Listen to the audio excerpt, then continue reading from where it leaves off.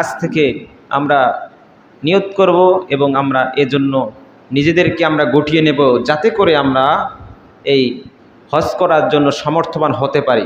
শুধুমাত্র আল্লাহর উপর ইন্নামাল আমালু বিন্নিয়াত করে যদি আপনি বাসার মধ্যে বসে থাকেন, তাহলে আল্লাহ তাআলা কখনোই আপনাকে সফলতা দান করবেন না। সূরা রাদের 11 নম্বর আয়াতে আল্লাহ বলছেন যে, যতক্ষণ পর্যন্ত আমি ওই জাতির ভাগ্য পরিবর্তন করি না, যতক্ষণ তারা নিজেদের ভাগ্য পরিবর্তন করে।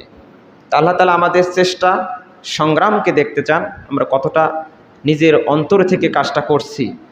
নিয়ত করার পাশাপাশি আমরা চেষ্টা সংগ্রাম চালাবো। কীভাবে?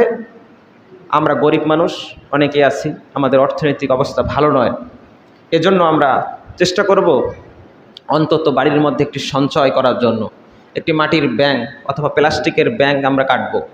সেখানে আমরা আমাদের যে আয় আছে, অর্থ উপার্জন করি আমরা, তার থেকে আমরা 1 টাকা 2 টাকা করে 500 1000 যার যেরকম সামর্থ্য আছে, হজের জন্য একটা আমরা এরকম একটা সঞ্চয় আমরা আমাদের বাসার মধ্যে আমরা রাখতে পারি। এভাবে আমরা জমাবো। 1 বছরে পারি নাই, তাতে আফসোস করার কিছু নেই। 2 বছরে পারি নাই, 3 বছর পারি নাই, আমি রিক্সা চালক, আমি সাধারণ মানুষের জমিতে কাজ করি। এভাবে আস্তে আস্তে জমি আমি হজ করার জন্য অর্থ উপার্জন করার চেষ্টা করব। যদি আমি